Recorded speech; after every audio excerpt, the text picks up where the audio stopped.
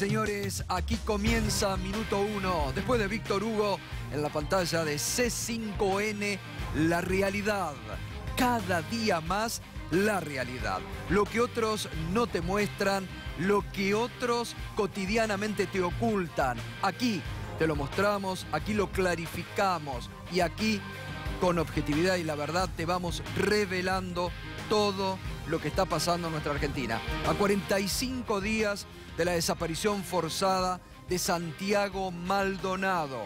Esta noche te vamos a presentar un documento exclusivo que muestra cómo el jefe de gabinete de Patricia Bullrich, Pablo Nochetti, seguía día a día las implicancias del caso Maldonado y cómo le iba advirtiendo a la gendarmería con información de la justicia, con información que le llegaba del juzgado de Otranto, tal vez, información precisa, y le anticipaba a la gendarmería lo que iba a venir 10 días después.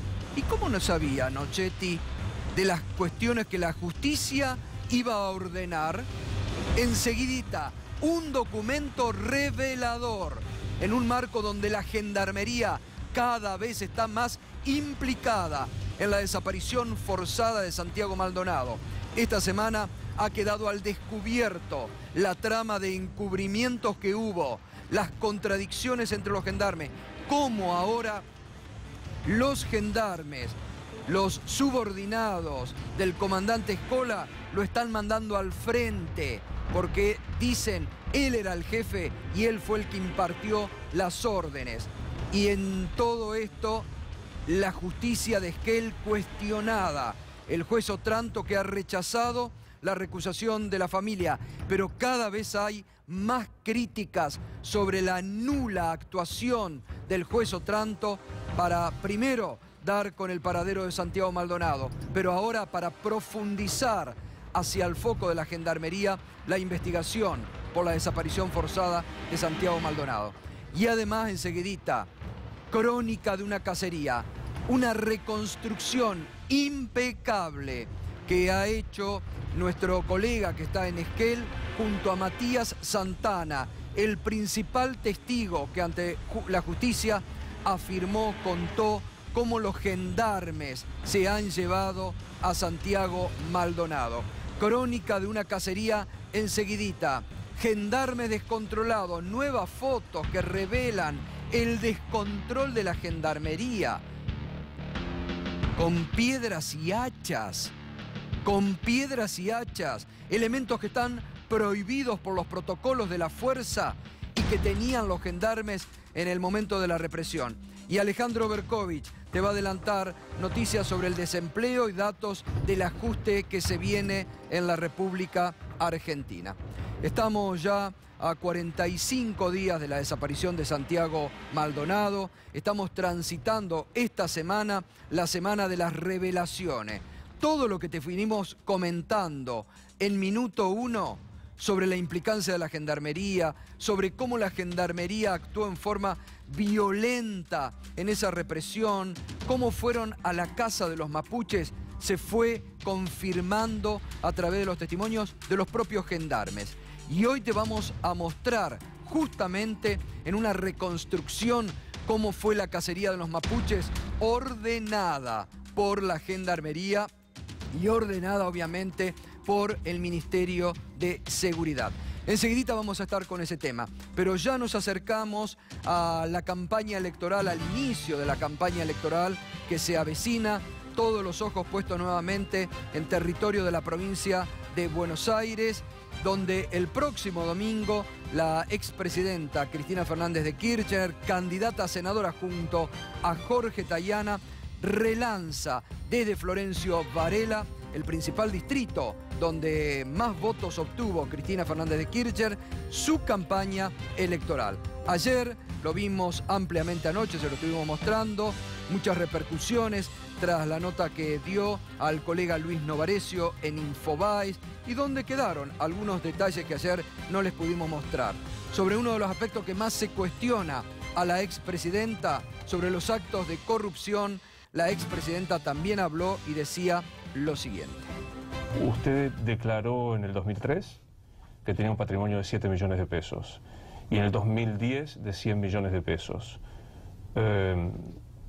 Siendo funcionaria pública, ¿le parece que es explicable este crecimiento patrimonial? Una semana antes de que nosotros asumiéramos, o que Néstor asumiera como presidente, La Nación publicó, no sé si una editorial o una nota, acerca de nuestra fortuna personal. Y dijo que habíamos hecho una muy buena fortuna personal, producto de que teníamos un estudio. Esto está escrito en La Nación, lo puedes corroborar. Te doy la fecha si quieres buscarlo.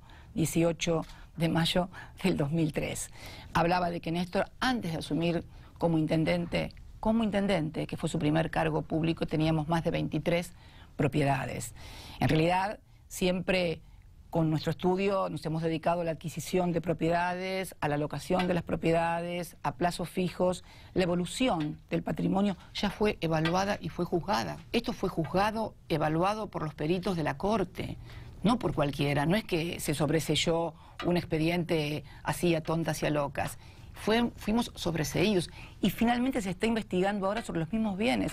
A mí nadie me descubrió una cuenta de repente en Panama Papers, ni me descubrieron cosas que yo no hubiera declarado. Todo, absolutamente todo lo que está en juicio por segunda vez, cosa realmente extraña que se juzgue por el mismo delito a una persona en la República Argentina, pero este es mi caso, todo esto está en mi declaración jurada. No es que un día me descubrieron propiedades que no había declarado en Bahamas, o aparecí en Panama Papers, o en Seychelles. Cuando inventaron el tema de Seychelles. Hizo una escala en Seychelles, correcto, ¿no?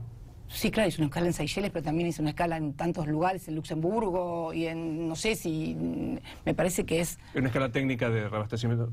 Sí, de reabastecimiento de combustible, pero ¿realmente a vos te parece sensato que una persona, porque hace una escala técnica en un lugar como Seychelles, eso sí el motivo para decir que tiene una cuenta en Seychelles? Todo lo que se me cuestiona, todo lo que se analiza, está en mis declaraciones juradas. No es que me descubrieron en Panama Papers cosas que no había declarado. Yo nunca blanqueé dinero. Hace pocos días nos enteramos que el hermano del presidente blanqueó 35 millones de dólares.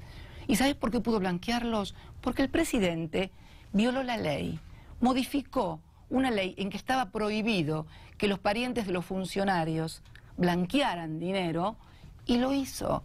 Y permitió que los funcionarios... Y el primero que blanquea es su hermano. Para no ser técnico en la causa, Los Sauces y Otesur son dos empresas de ustedes, mejor dicho, Los Sauces es una empresa de ustedes que contrataba con empresarios, Cristóbal López y Lázaro Báez, que a su vez tenían concesiones en un caso de rutas, Lázaro Báez. Bueno, no solamente... No, perdón. En este caso yo también fui sobreseída en otro expediente en el cual había un contrato de un hotel que no era con Lázaro Báez ni era con Cristóbal López, era con otra empresa que creo que tenía autopistas, que creo que tenía también autopistas, y también era contratista de la obra pública, y Ercolini sobreseyó este expediente y por cifras muy superiores a la de Lázaro Báez y Cristóbal López, pero muy superiores en serio y por más tiempo también. Sobreseído por el doctor Ercolini. Bueno, allí estaba la expresidenta refiriéndose a los casos de corrupción que hoy le achacan desde la justicia en su contra, respondiendo también sobre eso. Ayer mostrábamos todos los otros puntos y reiteramos, desde el domingo entonces relanza su campaña en la provincia de Buenos Aires, que la va a llevar cada día a un distrito en el contacto con la gente. Hoy también hay que decir, el macrismo tuvo una reunión en Parque Norte, donde estuvieron los principales dirigentes, sus candidatos y obviamente el gurú del macrismo, que es Jaime Durán Barba, quien estuvo dando los lineamientos de la campaña para, a partir de la semana próxima, entonces relanzarla también a nivel nacional. Son las dos fuerzas que se juegan, sobre todo en la provincia de Buenos Aires, la elección de octubre. Cambiemos y Unidad Ciudadana. Está muy polarizada la elección y se va a mantener polarizada hasta el último minuto entre Cambiemos, el gobierno, Unidad Ciudadana, la candidatura de la expresidenta Cristina Fernández de Kirchner. Ahora sí, nos metemos de lleno en el caso Maldonado. Usted fíjese que hay un personaje central en la historia de la desaparición forzada de Santiago Maldonado, de la represión de la gendarmería a los mapuches, de las instrucciones que le iban bajando a la gendarmería sobre el accionar contra la comunidad mapuche, lo que se debía hacer. Esta persona lo escuchamos en distintos audios, lo vimos en la acción en la Ruta 40, es el jefe de gabinete de la ministra de Seguridad, Pablo Nochetti. Pablo Nochetti, la ministra había negado, se ha confirmado que estuvo allí en el operativo antes y después, los testigos que lo vieron, esto ha sido confirmado en sede judicial. Y Pablo Nochetti venía desde antes del 31 de julio al 1 de agosto dando instrucciones sobre el accionar de la Gendarmería. Se supo que estuvo en el lugar, siguiendo, pero una vez que pasó la represión de la Gendarmería, donde desapareció Santiago Maldonado, Pablo Nochetti siguió el minuto a minuto y le seguía enviando información desde Buenos Aires a la Gendarmería. Mire lo que la Gendarmería, en este parte de inteligencia al que tuvo acceso, minuto 1 en forma exclusiva, mire lo que dice. Esto es del 3 de agosto, 21 y 26. Esto es un parte interno que empezaba a hacer la Gendarmería a raíz de el procedimiento contra la comunidad mapuche. Y dice, en hora de la tarde, por ejemplo, el primero, se hizo presente personal de Policía Federal solicitando conocer, mediante oficio judicial de la Justicia Federal de Esquel, si el ciudadano Sebastián Maldonado había sido detenido por el escuadrón de Esquel. Al principio, esto es del 3 de agosto, 2 días después de la desaparición, ahí está la fecha, 3 de agosto, 21 a 26 horas, parte interno de la Gendarmería. Es esto, Gendarmería Nacional. Al principio, a las primeras horas, se lo tomaba como Sebastián Maldonado, que es el nombre del hermano, en realidad. Después se lo empezó a ubicar como Santiago, su verdadera identidad. Pero atención después, mire, se sigue haciendo bien como hacen las fuerzas de seguridad. Y mire lo que se informa el 3 de agosto. Atención con este dato, es fundamental.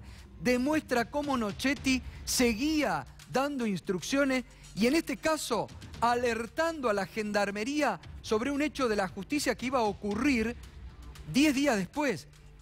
Dice Gendarmería en este parte interno, se recepcionó llamado telefónico del ministro de Seguridad, Pablo Nochetti, los gendarmes lo toman como ministro de Seguridad, quien informa, libraría oficio judicial a los efectos de realizar pericias a los vehículos utilizados en el operativo, informado por Escuadrón Esquel mediante, bueno, y ahí son las siglas, archivo Puma 134, que son archivos de inteligencia. Ahora, fíjese esto, la gravedad.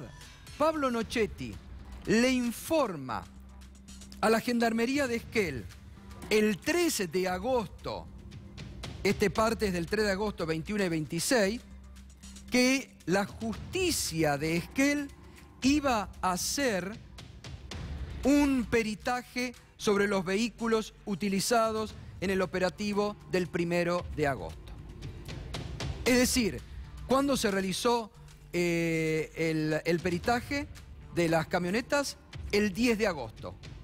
El 3 de agosto, la Gendarmería, el Escuadrón de Esquel sabía, vía Pablo Nochetti, que iban a hacer el peritaje de las camionetas. Es decir, que tuvieron 7 días para limpiarlas, acondicionarlas, lavarlas, como se probó que estaban lavadas. Ahora, yo me pregunto, primero, ¿cómo sabía Pablo Nochetti que la justicia iba a ordenar peritar a los vehículos utilizados en el procedimiento?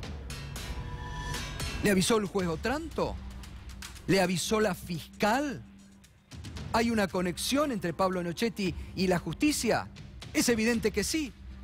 Por eso los querellantes, por eso la familia de Maldonado, por eso los que están participando dicen, lo comentaron el otro día aquí, que el gobierno sigue minuto a minuto y maneja la causa y maneja al juez Otranto. Está claro. Y este documento de inteligencia exclusivo que acabamos de mostrar de la propia Gendarmería, que van siguiendo, esto es un detalle de cómo siguen día a día el caso Maldonado, está advirtiendo. Vamos a reiterarlo. Gato, Sí. Buenas noches. haces, Ale? Déjame destacarte algo que es increíble. La confusión del nombre, eso de Sebastián Maldonado, muestra que los que creían que se llamaba así al principio eran los policías y los servicios de inteligencia. Totalmente. El 4 de agosto, o sea, 3 días después de la desaparición de Santiago Maldonado, hubo una manifestación de amigos y mapuches, vinculados a la comunidad mapuche, contra la casa de Chubut, frente a la casa de Chubut, preocupados por la suerte de Santiago Maldonado. Eso terminó en incidentes y represión. ¿Los incidentes cuándo empezaron? Cuando alguien pintó toda la pared de "Vuelvan a Sebas". Claro. ¿Quiénes eran esos? ¿Los amigos de Santiago Maldonado que se habían manifestado pacíficamente al principio? No. ¿O infiltrados de los servicios que evidentemente, como dice el documento, creían que se llamaba así? Porque pintaron "de Vuelvan a Sebas". Es increíble. Totalmente. Bueno, fíjate vos que la semana de la movilización acá, del viernes en Plaza de Mayo, que hubo también movilización en Esquel, hay una foto donde hay un grupo de 20 gendarmes y al lado una persona pintando tranquilamente las paredes y los gendarmes le permitían. Ahí está, mirá. Esa fue la pintada. Esta aparición de Sebas, claro. Esto es el 4 de agosto. 4 de agosto, 3 días después de la desaparición, cuando los que estábamos preocupados de verdad ya estábamos diciendo, che, hay un problema acá. Y totalmente. La postura del gobierno era negarlo, despreciarlo completamente y mandar a los servicios a pintar un nombre equivocado. Está clarísimo. Bueno, y volvemos a ese documento entonces, al parte. Acá está lo que dice Berco. En horas de la tarde se hizo presente personal de la Policía Federal. Esto es el 3 de agosto, 2 días después de la desaparición, solicitando conocer mediante oficio judicial de Justicia Federal Esquel si el ciudadano Sebastián Maldonado había sido detenido por el Escuadrón Esquel. Pero lo fundamental de esto, que prueba cómo Nochetti seguía la causa, cómo estaba involucrado en eso, es esto. La Gendarmería de Esquel es advertida por Nochetti que se iban a librar un oficio judicial a los efectos de realizar pericias a los vehículos utilizados en el operativo. 7 días antes, el Escuadrón de Esquel sabía, vía Nochetti, que se iban a peritar los vehículos. Tuvieron tiempo para limpiarlos, lavarlos y hacerlo lo que quieran. Y una prueba más de cómo Nochetti, vía, me vuelvo a preguntar, ¿quién le informaba a Nochetti? ¿El juez Otranto? ¿La fiscal? ¿Cómo sabía Nochetti desde Buenos Aires lo que iba a ocurrir? Está clarísimo cómo todo está relacionado con todo y cómo el gobierno desde el primer momento sabía y iba tapando lo que aconteció allí. Pero vamos a ver también hoy fotos que se conocieron. Enseguida vamos a estar hablando con Felipe Solá, porque el diputado nacional Felipe Solá, que estuvo aquí, que fue quien con más energía enfrentó a Marcos Peña en el Congreso, del primer momento advirtió y habló sobre la gendarmería. Le dijeron de todo. Ahora los hechos, y con esto le están dando la razón de lo que todavía venía indicando sobre la participación de los gendarmes, cómo se debía proceder, sacarlos, cosa que el gobierno los encubrió y ahora el gobierno los está mandando al frente a los gendarmes. Enseguida vamos a estar con Felipe Solá hablando de esto. Se conocieron nuevas fotos que además están hablando de un operativo totalmente desorganizado y que deja a la gendarmería muy mal parada. ¿Qué hacen los gendarmes? Vamos a la primera foto. Vamos a la primera foto. Mire, ahí está. ¿Qué tienen en la mano? Piedras. El nuevo arma de la gendarmería. Piedras. Las llevan escondiditas. Las llevan escondiditas ahí atrás. Y además, ¿qué otra cosa tienen los gendarmes?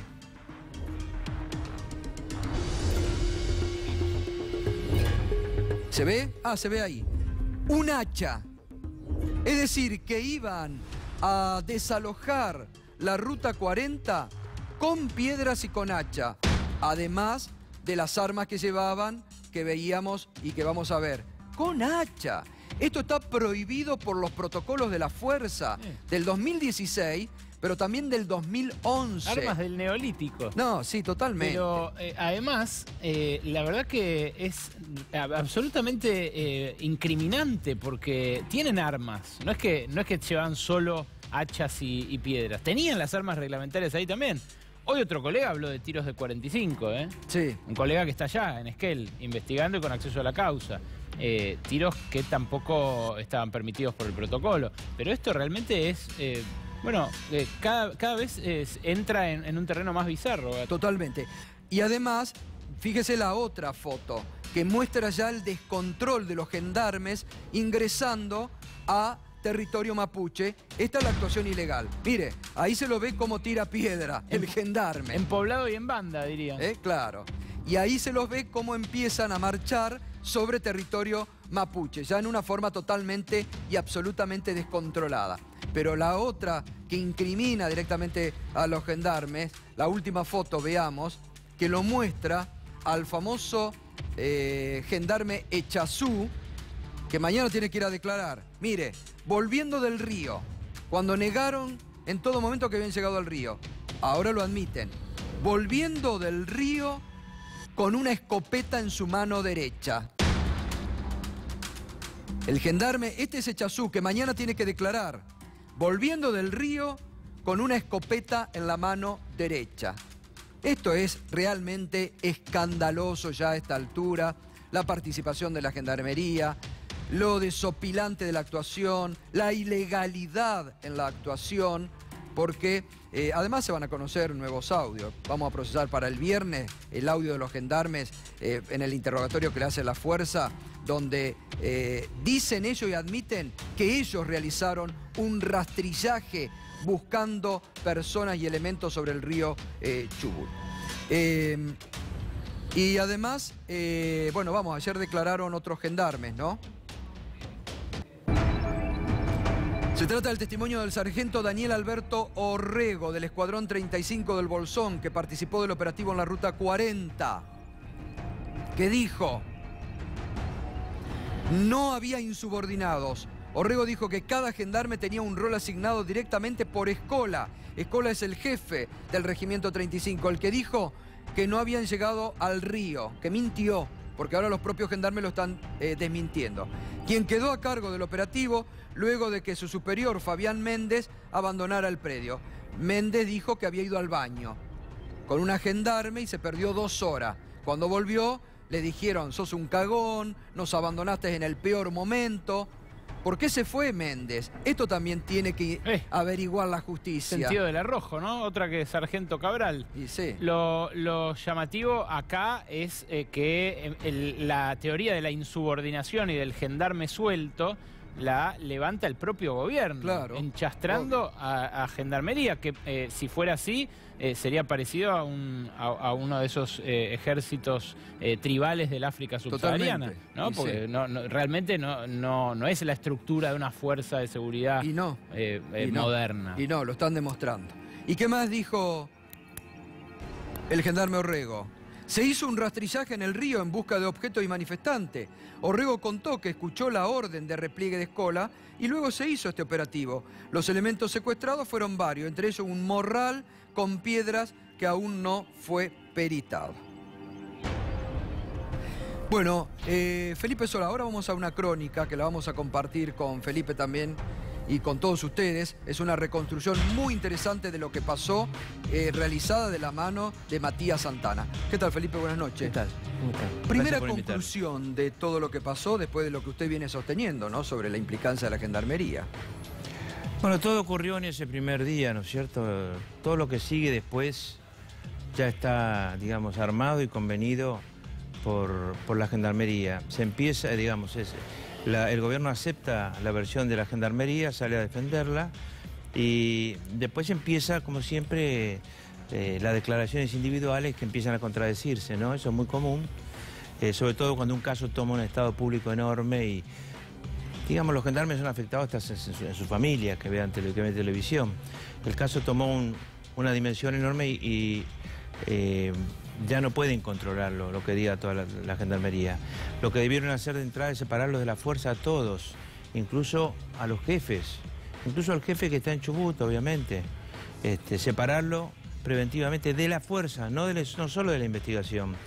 Prueba que no fueron ustedes, o aparece Maldonado, o lo que fuera, o aparece Maldonado muerto en otro lado, ojalá no ocurra. entonces vuelven a la fuerza. Pero al separarlos, Claro. Los propios gendarmes adquieren conciencia de la gravedad institucional de sus movimientos. Ahora, Eso no lo Felipe, hicieron, sino todo lo contrario. Se escondió la actividad de Nochetti, la propia ministra se la escondió. Unos 15 días después de la desaparición, creo que fue el 15 o el 16 de agosto, ella fue Senado, el 16. al Senado, el 16. Y o no sabía o mentía.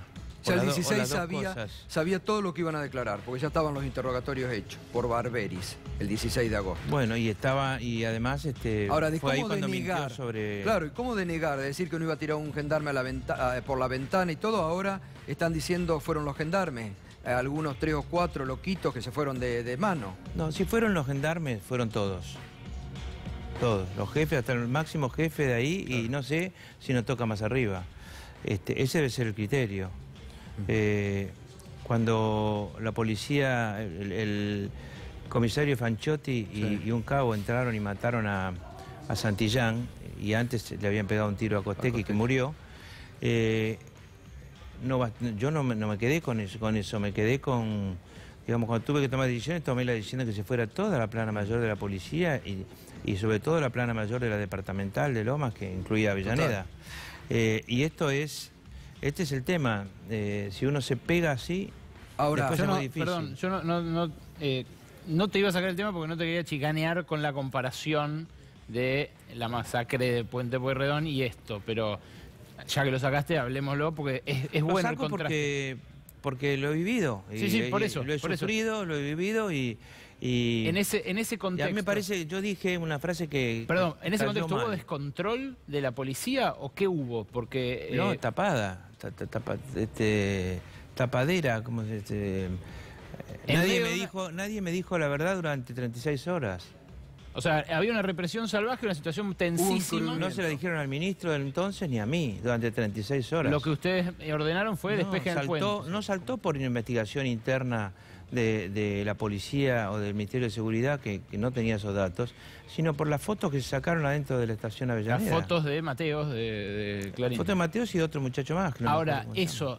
eso, cuando empieza a avanzar la investigación, ¿surgen intentos de encubrirlos? Porque sirve mucho para este caso. La digo, foto es totalmente... El caso, ¿cómo es? El caso dura 36 horas. A las 36 horas las fotos son totalmente determinantes en relación a las mentiras que había dicho el asesino.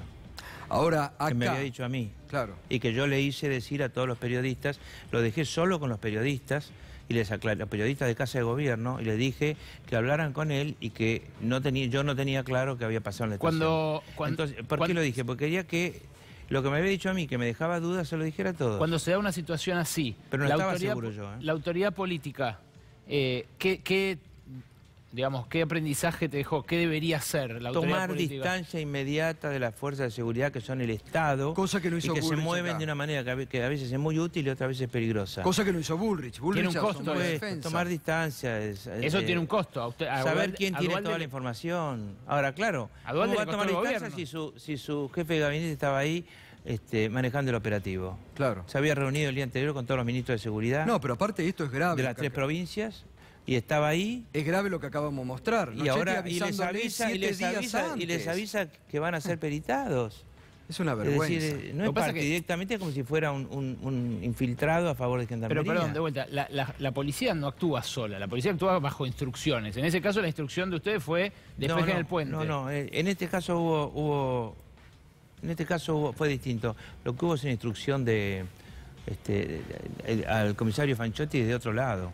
El teléfono personal de Fanchotti en el momento del lío en el puente, antes de la estación, se comunica con un lugar de la Policía Federal en 2 oportunidades y en 1 o 2 oportunidades con la base Billinghurst de la CIDE. Es decir que O sea, estaba ustedes claro que estaba dicen la que no CIA. le respondía a ustedes, a los mandos naturales. En ese a la momento gobernación. la decisión que se tomó ahí, no. Y antes engañaron al ministro porque hubo policía de civil, por ejemplo, por todos lados en Avenida Mitre. Me Ya permite- pasaron 15 años, pero... Sí, Sí. Vamos a ver una reconstrucción que hemos realizado en el terreno. ¿A dónde estoy? Acá. Vamos a ver la reconstrucción que realizamos en el terreno con el principal testigo, Matías Santana, de cómo, porque finalmente lo que los mapuches están diciendo desde el primer día ha sido ratificado ahora por el testimonio de los gendarmes. Y se ha visto cómo se fue. Primero le dijeron que eran subversivos, los estigmatizaron, que mentían. Y todo está ratificado ahora por el testimonio de los gendarmes. Vamos a ver la reconstrucción que hemos hecho en el terreno con el principal testigo de cómo se lo llevaron a Santiago Maldonado.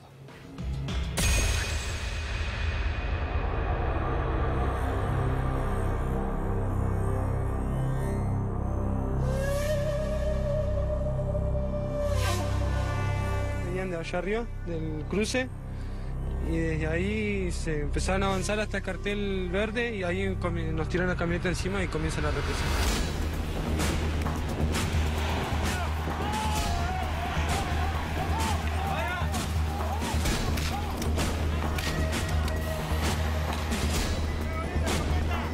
Se intentó resistir lo que se pudo arriba de la ruta, pero al que nos superaban el número nos vimos obligados a replegarnos hacia dentro del territorio, ingresando por diferentes partes. Pero... Eran más gendarmes que personas cortando la ruta. Sí, nos triplicaban en el número, nos duplicaban. Obviamente con escopeta, arma 9 milímetros y piedras que también arrojaron ese día. Gendarmes arrojando piedras, ¿también arrojaban? Sí, también tiraron bastantes piedras los gendarmes.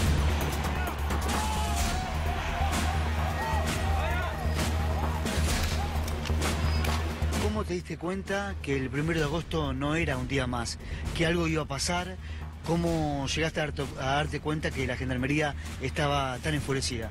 Y eso fue del principio, de las 7:30 de la mañana, 7:30, cuando aparece aquí la gendarmería con un Unimog y 2 camionetas, las cuales aparecen con la luz apagada. Nosotros reflectoreamos adentro y ellos nos reflectorean de afuera y donde nos encontraban, nos disparaban. Y acá es donde nos atraviesan el Unimog.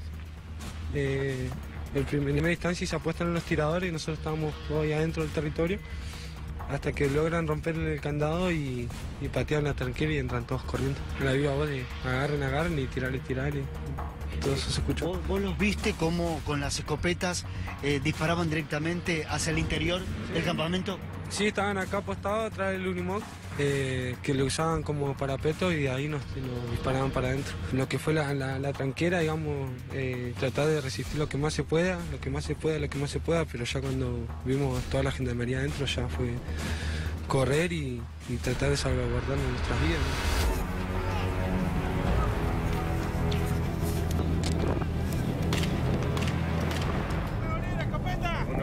Matías, aquí estamos ya en territorio mapuche. Sí, en realidad el territorio mapuche es todo, pero aquí hablamos de lo que ya empieza el cuadro en el cual estamos haciendo ejercicio de control territorial hoy y la recuperación efectiva del territorio. Acá empiezan a correr ustedes para escaparse de la gendarmería, contanos.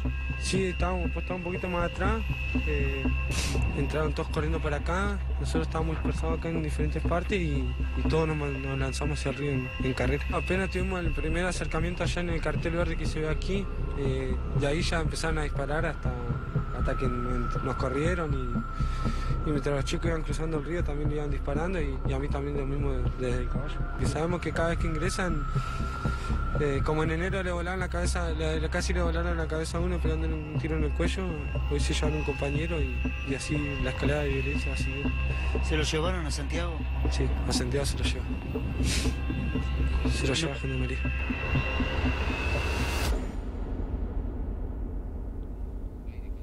Bueno, fíjese, es importante, ahora seguimos con la segunda parte, pero fíjese qué importante cómo el testigo Matías Santana, que esto lo viene diciendo desde el primer día, que esto fue lo que dijo ante la justicia, va mostrando lo que han dicho también los propios gendarmes. Escola dijo públicamente los gendarmes no llegaron al río y ahora se sabe que llegaron al río. Es decir, entre ellos ahora se empiezan a desmentir, se contradicen entre los propios gendarmes. No pueden mantener el relato. Lo que llama la atención es cómo todavía el juez no ha llamado a los jefes a declarar. Mañana va Echazú, que es el gendarme que recién veíamos cómo vuelve del río con la escopeta en la mano derecha, y Robledo, que habló de que tiraban piedra y que impactaron sobre un cuerpo. Pero vamos a la segunda parte de esta reconstrucción que es muy importante, que nos permite situarnos en el momento, con el testimonio del principal testigo y con las ratificaciones que han hecho ahora los gendarmes sobre lo que pasó el día de la desaparición de Santiago Maldonado.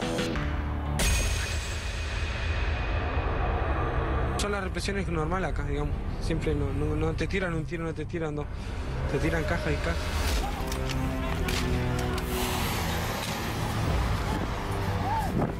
Sí, se escuchaba eso, fuego libre, no corra, fuego libre, fuego libre, fuego libre, es lo que se escuchaba.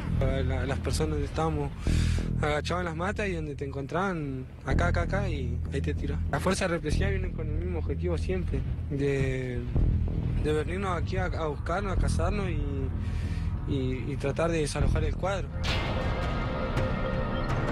¿Te acordás la última charla que tuviste con Santiago, la noche anterior, y dónde estábamos los dos ubicados? Sí, bueno, estábamos acá en el puesto de guardia. ¿Viste? Sí, acá nos quedamos, pasamos la noche y conversando de esto, ¿no? Toda la persecución política que había hacia el pueblo mapuche. ¿Acá estuviste con él? Sí, acá estuvimos, él durmió ahí tirado. ¿Dónde durmió? Ahí en esa parte había un colchón y se acostó ahí, donde está el balde amarillo. ¿Es simpático? ¿Qué recordás también? ¿Se reía? Y una persona así, era muy simpático, se reía mucho y siempre tenía esa gota de cuando uno estaba preocupado y venía y se sentaba a conversar y siempre te tiraba un chiste, algo como para hacerte reír.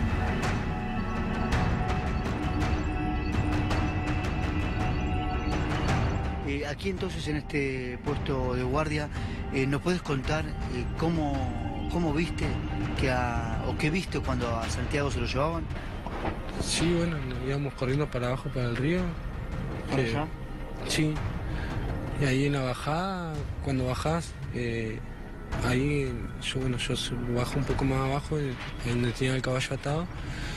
Y aquí cerca nomás alcanzo a ver cuando que lo venían subiendo por la subida, a ese bulto celeste que ya iba con negro, que era el compañero Santiago, que le venían dando golpe de puño. Y después del otro lado veo el mismo bulto con ese ya con los binoculares, veo el bulto ese que había visto, que lo descienden del Euromog y lo cargan en una camioneta. Era una persona, eso es lo que se veía. Sí, era una persona, efectivamente. Y después tenía bolseo, todo, así que... ¿no? Y estaba vestido de celeste, esa campera celeste que vos tenías, y se la habías prestado a Santiago. Sí, esa campera estaba acá en la guardia. Y era la que yo usaba hace un tiempo y justo ese día se la pasé. ¿Cómo estás vos estos días? ¿Cómo los transitas? Y con mucha bronca porque no se está haciendo el trabajo como se tiene que hacer aquí. Aquí el hostigamiento está siendo constante, igual para mi gente. Y cuando dicen que los mapuches lo tienen dentro de su territorio, ¿qué le decís a esa gente? El rastrillaje ya se hizo 2 veces acá adentro. No sé qué más quiero. No se busca donde, como vuelvo a repetir, no se busca donde se tienen que buscar. Aquí están rastrillando el río de acá para abajo, cuando los mismos prefectos dijeron que era imposible que el cuerpo se vaya para abajo si se hubiese ahogado.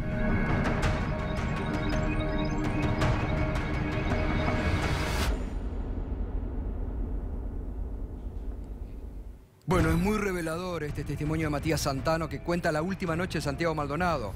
Él estuvo, él lo reconoció y compartió la última noche allí, junto a ese fogón y tirado ahí, y él le dio esa campera con la cual después lo ve cómo se lo lleva. Por eso no pueden achacarle más de las cosas que le dicen a Matías Santana, que se burlan, lo estigmatizan, porque lo tenían muy bien identificado a Santiago Maldonado. Ahora, ¿qué tendrá que pasar a partir de este momento con la Gendarmería, con Patricia Bullrich, con el gobierno, que encubrió lo que ahora están tratando de sacar a la luz porque les asestó un golpe duro políticamente? Yo pienso que ahora se van a escudar que todo está en manos del juez y que todo depende del juez, aunque el gobierno también ha intentado, digamos, echarle culpas ahora, ¿no?, al juez. A mí me parece que van a tratar de que el tema, digamos, se vaya diluyendo y dejando que el juez haga lo que pueda hacer el juez. Pero las responsabilidades están claras, ¿no? Absolutamente, absolutamente. El tema es, a cualquiera le puede pasar. Sí, a cualquiera esa frase le dio rabia, pero a cualquiera le puede pasar que desaparezca alguien. El tema es cómo reaccionás. Claro. El tema es qué nivel de prejuicio tenés y qué nivel de aptitud para gobernar tenés, ¿no? Ese es lo que está en discusión, es eso, el prejuicio y la aptitud. Y acá digamos, hubo yo no soy de los que dicen que lo desaparecieron a propósito, por supuesto que no.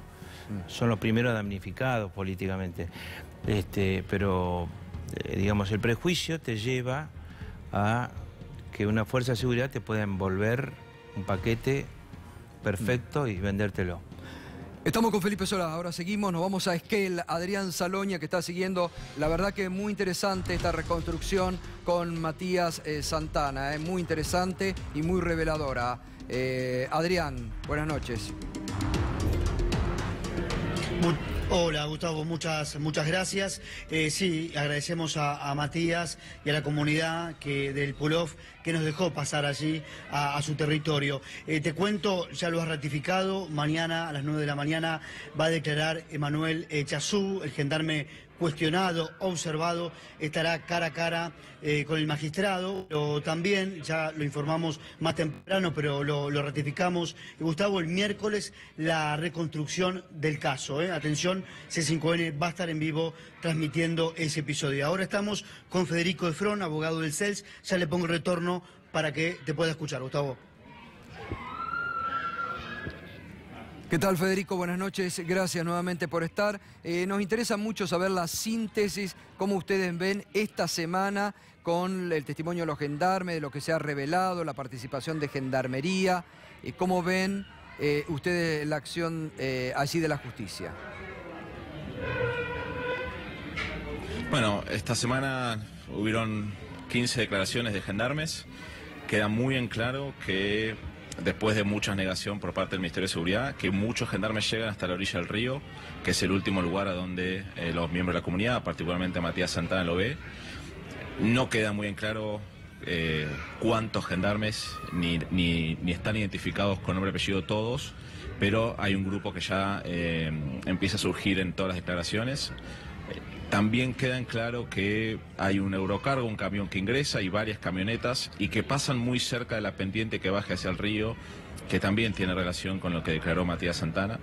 Así que para nosotros es una semana que ha sido provechosa. Esperemos que sea un puntapié para que la próxima semana empiecen a haber novedades más importantes.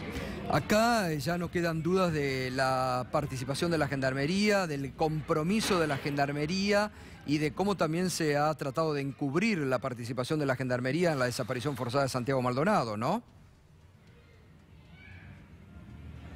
Bueno, nosotros lo que estamos cada vez más convencidos es que cuanta más prueba hay, todo indica que Gendarmería está atrás de la desaparición de Santiago Maldonado. Eso es, a medida que pasa el tiempo, la principal hipótesis, que desde el día 1 es la única que se sigue manteniendo. Lo que vemos es que se va confirmando. Entonces, esta es la línea que nosotros entendemos que se tiene que seguir en el habeas corpus para encontrar a Santiago y en la desaparición forzada para investigar el delito y que se puedan encontrar los responsables.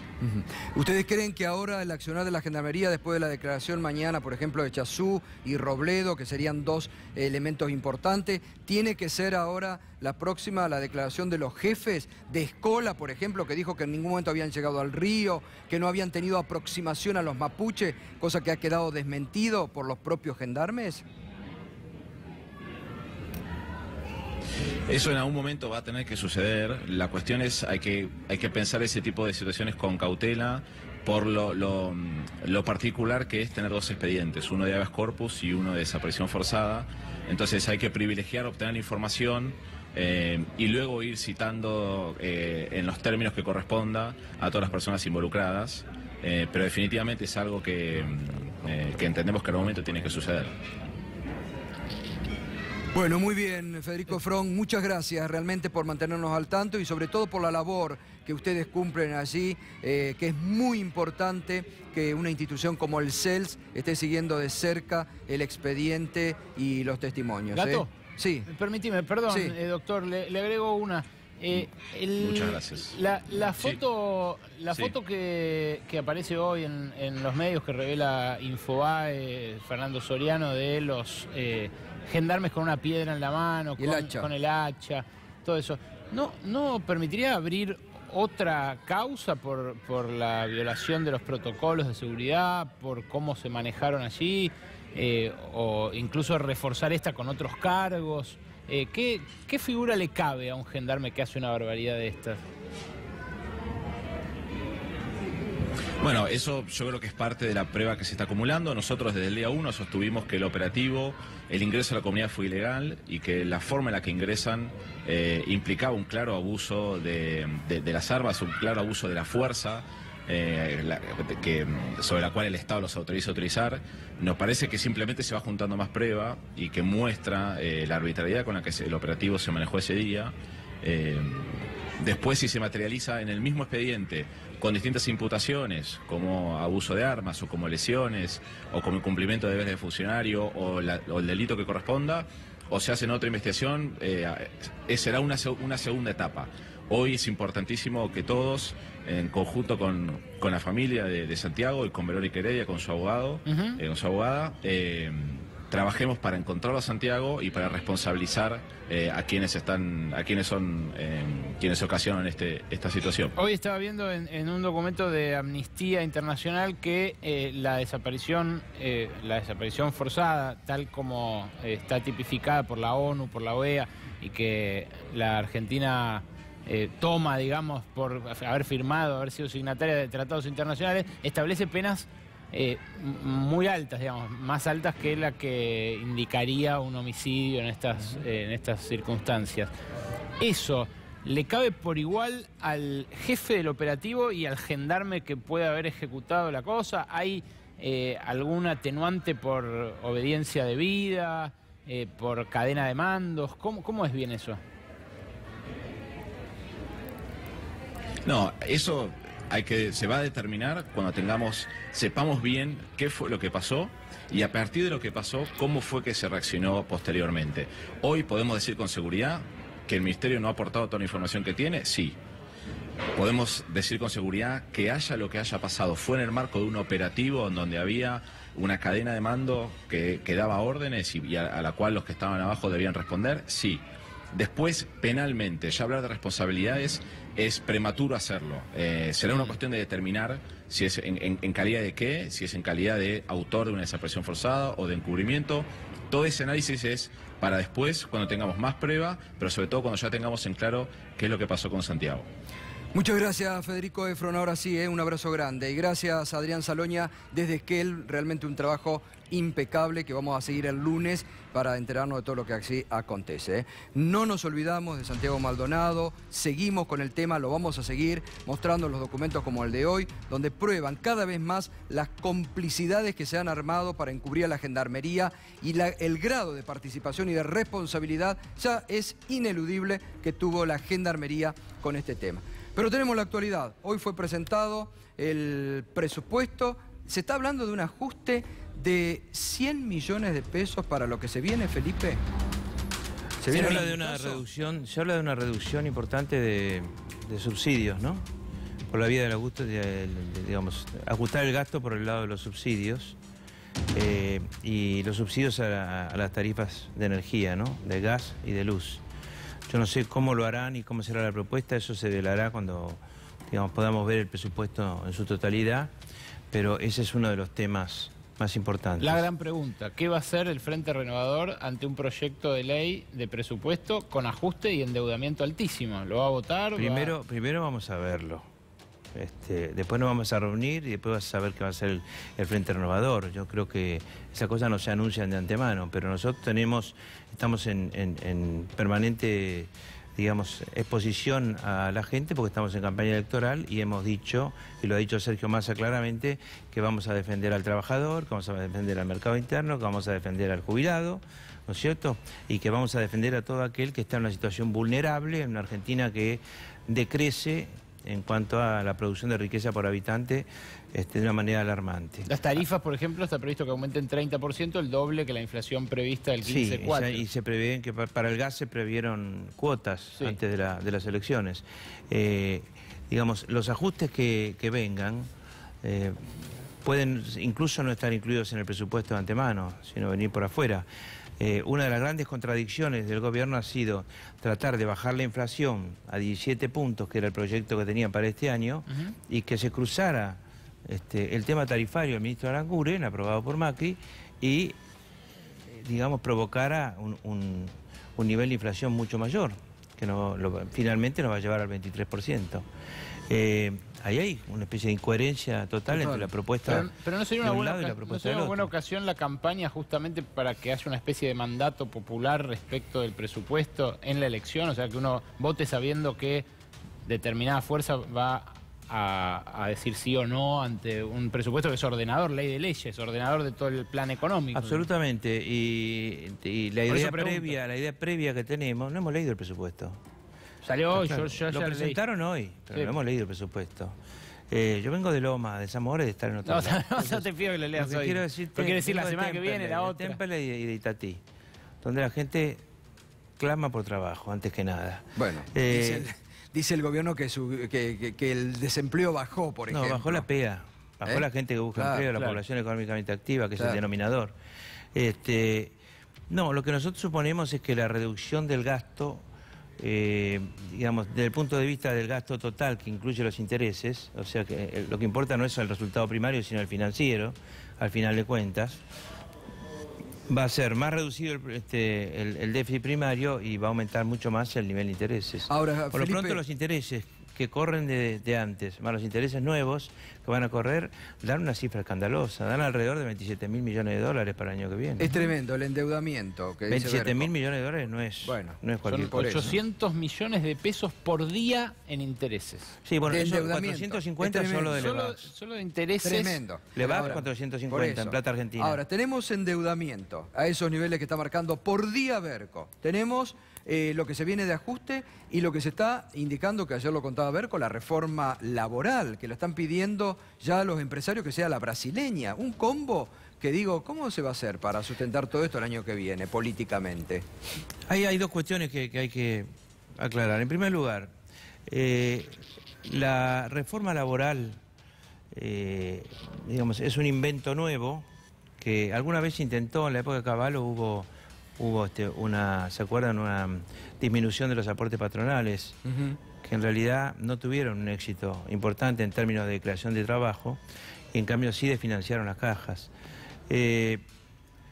Por un lado está la intención de la reforma laboral, porque Brasil la hizo y entonces supuestamente quedaríamos fuera de competencia si nosotros mantenemos el esquema sindical argentino y de conquistas sindicales, ¿no es cierto?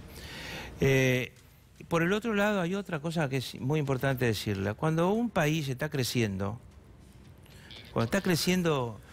fuertemente, como la Argentina debería crecer, si pusieran el carro detrás de los caballos y primero pusieran el crecimiento y después pusieran el ajuste y después pusieran las reformas, y no al revés, poner primero el ajuste, después las reformas y después si queda algo creceremos, debería ser totalmente al revés. Revitalizar el mercado interno, lo hemos dicho, ponerle plata a la gente en el bolsillo. Keynes en 1933 lo escribió. Exactamente, hacen todo lo contrario. Ahora, si el país estuviera creciendo, habría espacio intelectual, espacio político para discutir reforma previsional, reforma laboral, reforma tributaria sobre todo, la tributaria que es la que más implica. Espacio para discutir no quiere decir que vos estés de acuerdo, quiere decir que digamos, no está prohibido discutir esas cosas. Si el país está en retroceso, y por más que vayamos a crecer 2,5 puntos del PBI este año, vamos a retroceder. Primero porque el año pasado bajamos 2,5 puntos y no llegamos a compensar. Pero además porque somos más argentinos. Somos 2 millones de argentinos más y entonces vamos a ser más pobres por habitante, ¿no? Y además mucho más pobres, más endeudados, con menos actividad. La pregunta es, con los trabajadores argentinos en retroceso, con cambio de puestos de trabajo, buenos puestos de trabajo se dieron y aparecieron changas, es decir, más gente inscrita en el monotributo social que la dan por trabajadora. En una situación de indefensión y de miedo del trabajador, plantear una reforma laboral es imposible de bancar, ¿se dan cuenta? Obvio. Se puede bancar, discutir el tema en una expansión de crecimiento en términos de si está expandiéndose el empleo. Si lo plantean en el momento de mayor debilidad del trabajador y con tanta gente buscando trabajo como ahora, bueno, es totalmente lesivo, es mucho más grave y totalmente lesivo, y no lo vamos a permitir. Felipe, gracias como siempre. Muchas gracias a ustedes. Bueno, Berco, gracias, buen Hasta fin de el semana. Enseguidita, cuando volvamos de la pausa, te voy a volver a mostrar el documento revelador que anticipamos aquí, cómo Nochetti le avisó a la Gendarmería que iban a hacer pericias clave. Tras la pausa...